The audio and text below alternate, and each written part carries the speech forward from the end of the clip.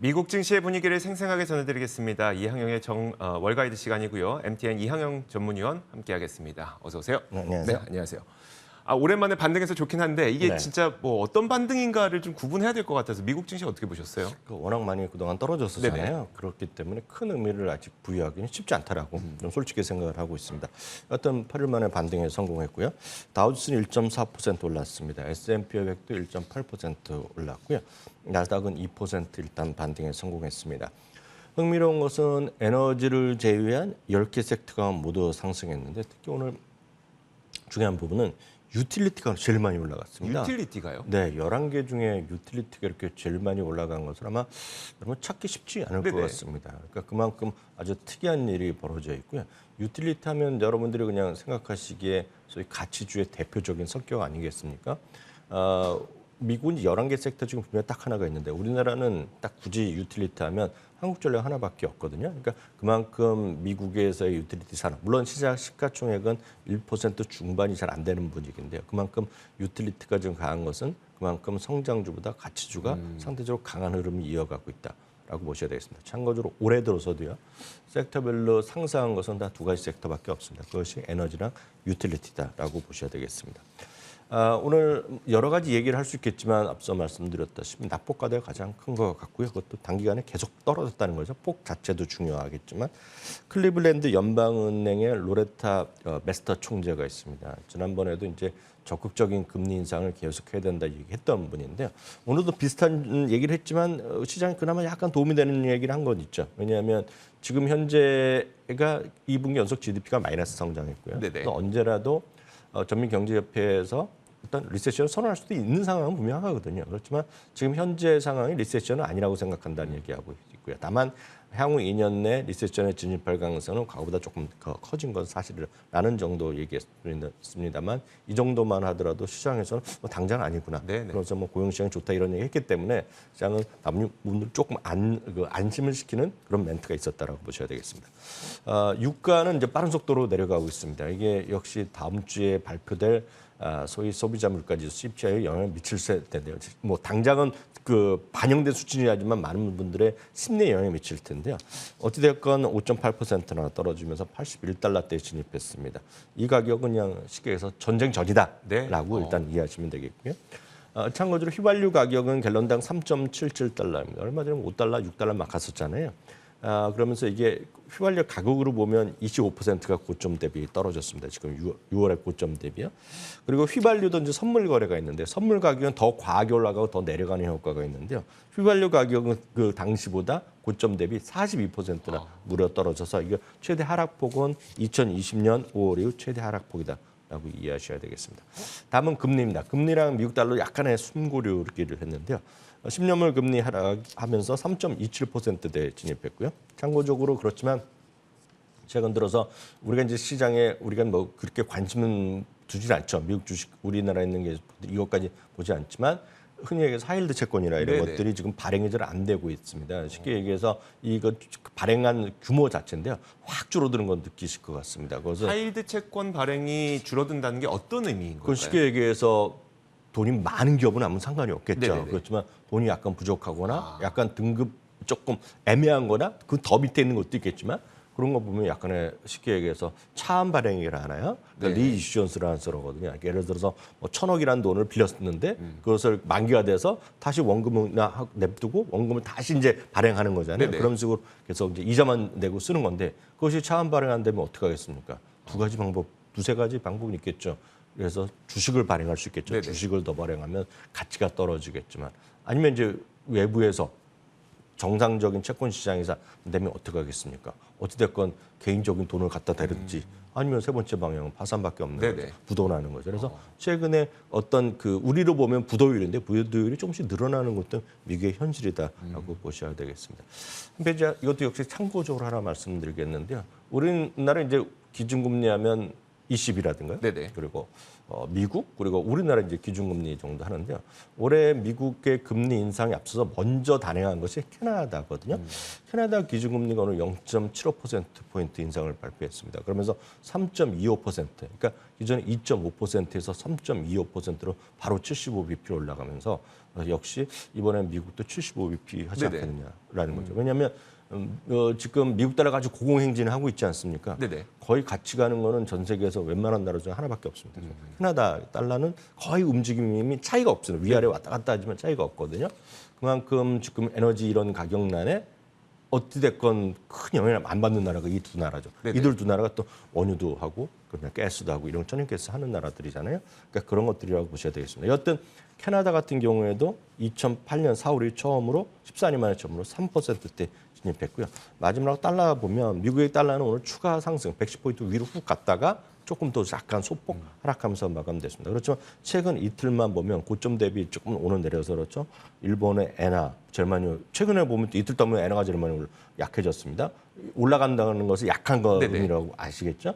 엔화, 원화, 파운드, 중국 위안화에서는 지금 최근에 이틀 동안의 흐름이다라고 일단 이해하시면 되겠습니다. 사실 요즘에 달러 강세가 되게 큰 우려 요인이잖아요. 근데 이제 내일이면 ECB 통화정책 회의도 예정이 되어 있는데 뭐 여기에서도 그냥 이번엔 좀 점프 스텝 할 것 같다. 그러면 만약에 그렇게 되면 지금까지 달러 강세만 나타났던 게 좀 완화될 수도 있는 걸까요?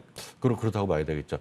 다만 전체적으로 지금 ECB에 그런 얘기 하셨지만 큰 틀에서 보면 미국과 이런 쪽이 양쪽에서 다른 나라 눈치 볼 여력은 사실 아니잖아요. 그렇긴 하죠. 그보다는 네. 자기네 입장에서 사는 거기 때문에 물론 결국 이번에 G7 관련 재무장관도 모이고 또 얘기하고 있는 거 아닙니까? 네. 좋은 방향 났으면 하는 그런 바람을 저도 갖고 있습니다. 알겠습니다. 이제 특징주 한번 살펴보도록 하겠습니다. 오늘 많이 오른 종목들이 꽤 많아서 어떤 종목들이 좀 의미 있게 올랐을까요? 네, 다 반등에 따르고 일단 먼저 좀 네네. 말씀드리겠고요. 굳이 이제 우리가 그 안에서도 특징을 잡을 것을 얘기한다 그러면 유나이티드 항공으로 시발된 여행주라고 보셔야 되겠습니다. 유나이티드 항공은 3분기 실적 가이던스를 상향한다라고 발표를 했어요. 네. 그러다 보니 5.5% 올라왔습니다. 항공주는 항상 같이 움직이는 성향이 있습니다. 왜냐하면 거의 비슷한 일들을 하는 거잖아요. 물론 지역별로 약간 다르지만 미국의 대형사들은 거의 똑같은 일 합니다. 미국도 하고 북미, 남미, 전 세계 다 다니는 거잖아요.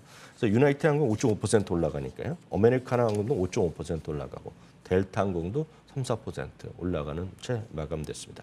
그러다 보니 이제 여행 관련되고 예약을 도와주는 기업들이 있지 않습니까? 네. 그리고 가면 또 여행을 할 거 아니에요. 그러니까 호텔이나 그런 여행 관련주 다 일정 수 다 올랐다고 이해하시면 되겠습니다. 물론 전체 시장도 올라갔지만 이건 분명히 하나의 요인이 있었다라고 보셔야 되겠죠.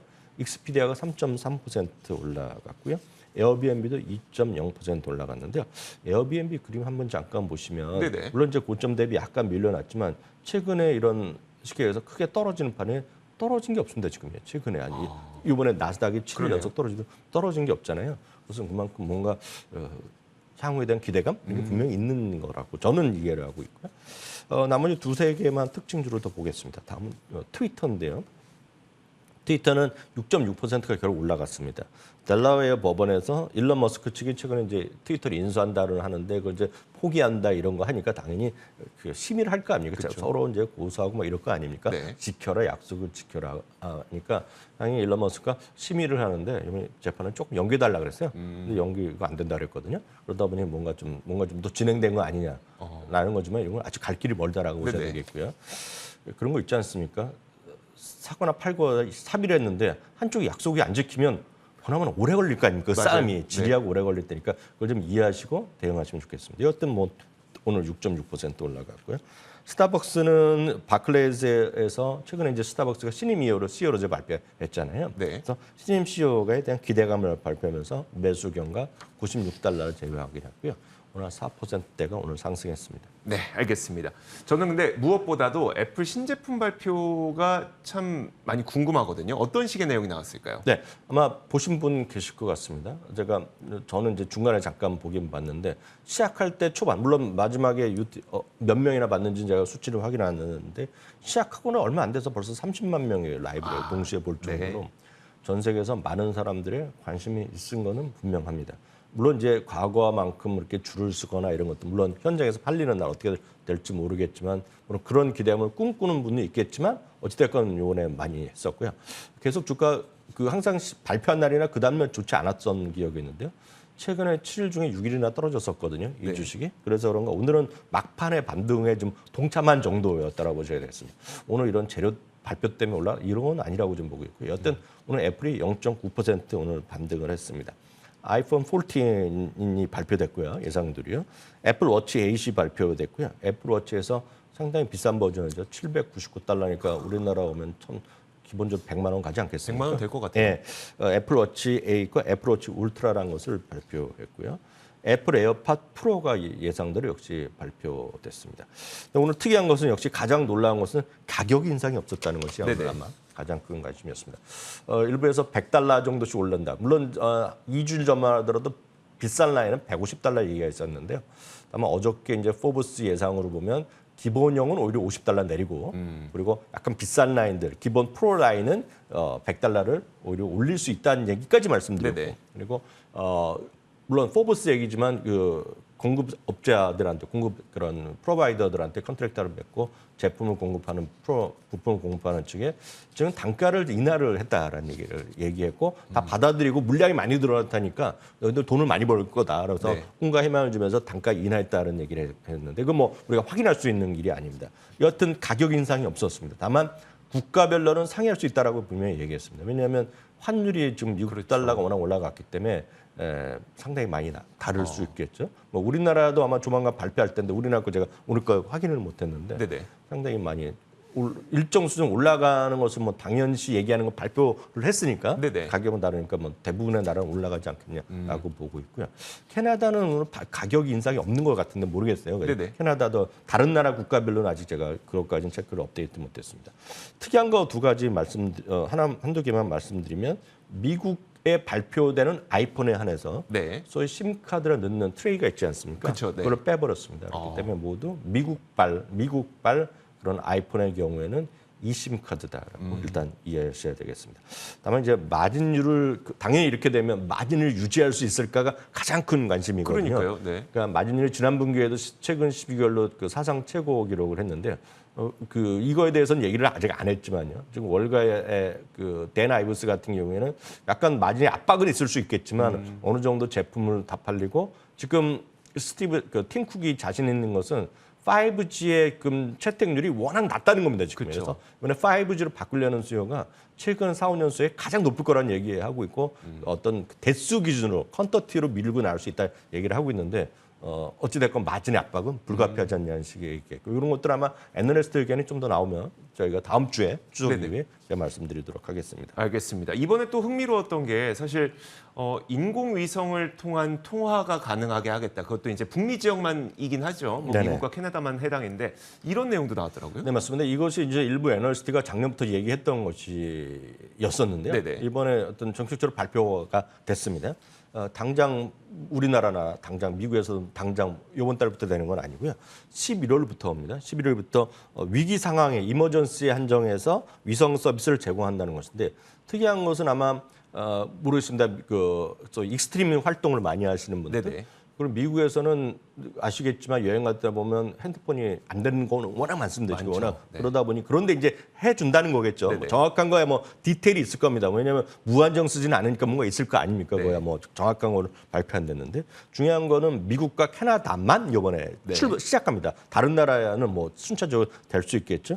글로벌 스타라는 기업을 통해서 시작을 하고 있는데 중요한 거는 이런 11월부터 서비스를 하는데 아이폰 14는 이번에 14를 사는 사람들한테 무상으로 제공한다는 겁니다. 그러니까 그게 더 큰 거겠죠. 물론 정말 그런 익스트림 활동하거나 이런 분들한테 도움이 되는 거 아니겠습니까? 그쵸. 무상으로 한다는데. 근데 그 서비스를 누군가 제공하는 업자는 무상으로 해주지는 않을 거 아닙니까? 그러니까요. 애플이 돈을 주겠죠. 그게 바로 해당되는 것이 글로벌 스타라는 기업입니다. 올해 꾸준히 많이 올랐었어요. 네. 그런데 단가는 뭐 페니스타인이 마찬가지죠. 오늘 올라 뭐 $2달러짜리인데 오늘 발표하면 직전에 이게 거래가 정시됐었고요. 거래가 풀린다면 오늘 그림 보시면 완전히 급등했다가 10몇 % 올라가 떨어졌다가 뭐 마이너스 2% 올라갔는데요. 근데 이런 것 때문에 많이 오르던 기업이다라는 정도 이해하시면 되겠고요. 글로벌 스타는 아마 인공위성이나 우주 산업의 ETF에 조금씩 들어가 있는 거예요. 네네. 아마 아시는 분 꽤 계실 것 같습니다.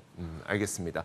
자, 이렇게 애플에서 신제품 그리고 신기능 어떤 것들 내놨는지 봤고요. 자, 이제 우리가 이제 2023년까지도 한번 바라보도록 하겠습니다. 왜냐하면 모건 스탠리에서 사실 우리가 미국 주식 투자하는 건 매년 그래도 이익은 성장한다. 그런 믿음이 있었던 거잖아요. 근데 이번에 모건 스탠리가 내년 이익은 역성장할 거다. 이런 전망을 내놨더라고요. 네, 맞습니다. 모건 스탠리 마이클 윌슨이 이번에 비슷한 얘기를 하는데요.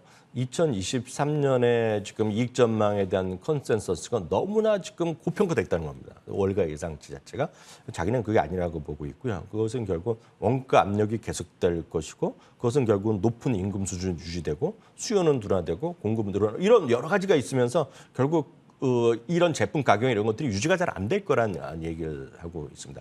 뿐만 아니라 이런 증권사가 그냥 바텀업도 하지만 그 모든 애널리스트 의견도 중요하지만 전체 매크로도 하거든요. 네. 매크로라는 게 별게 아닙니다. ISM 제조업 지수라는 것도 들어가고요. 무역지도 들어가고 달러 환율 이런 것들 계산해서 매크로 환경하더라도 자기네가 봤을 때는 이익이 마이너스 날 거란 얘기하는 겁니다. 그래서 올해는 225달러에서 200달러, 220달러 내렸고요. 내년이 문제인데요. 내년에 지금 월가 평균이 240달러가 좀 넘는데 자기네는 기존에 236달러였는데요. 네. 그리고 212달러로 내린 겁니다. 그러니까 작년 올해보다 마이너스 난다는 얘기하는 첫 번째 증권사가 되겠고요. 2024년이 돼야지 올해 수준 226달러 정도. 네네. 그것도 237에서 많이 내린 거라고 보셔야 되겠습니다.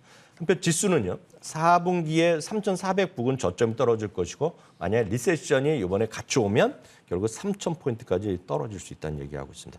이후에 이제 내년 1분기부터 해서 반등을 시작하면서 6월의 목표치를 3,900이 기본이고 배왕 안 좋은 경우에는 3,300을 얘기하고 있다는 걸 참고하시면 좋겠습니다. 다만 여기는 이제 이들의 의견이고 골드만삭스는 올해 226달러, 내년 234달러가 되겠고요. 콘센서스 전체는 월가 전체는 228달러와 244달러입니다. 다만 이제 큰 곳에 한두 개 내려가면 네네. 전체적으로 끌어내리는 효과는 있을 것 같다는 것도 여러분 염두에 두시면 좋겠습니다. 알겠습니다. 이렇게 이익이 감소할 수도 있다는 경고의 목소리가 월가에서 조금씩 들려오고 있다는 점도 챙기시면 좋을 것 같습니다. 자, 이렇게 저희가 미국 증시의 분위기를 생생하게 전해드렸습니다. 이항영의 월가이드 시간이었고요. MTN 이항영 전문위원과 함께했습니다. 고맙습니다. 자, 저희 굿모닝 글로벌 준비한 소식은 여기까지고요. 이어지는 출발 성공 투자 통해서는 국내 시장에 대한 대응 전략 잘 세우시길 바라겠습니다. 저희 굿모닝 글로벌은 휴가 연휴 보내고 다음 주 화요일에 같은 시간에 찾아오도록 하겠습니다. 함께해 주신 여러분 고맙습니다.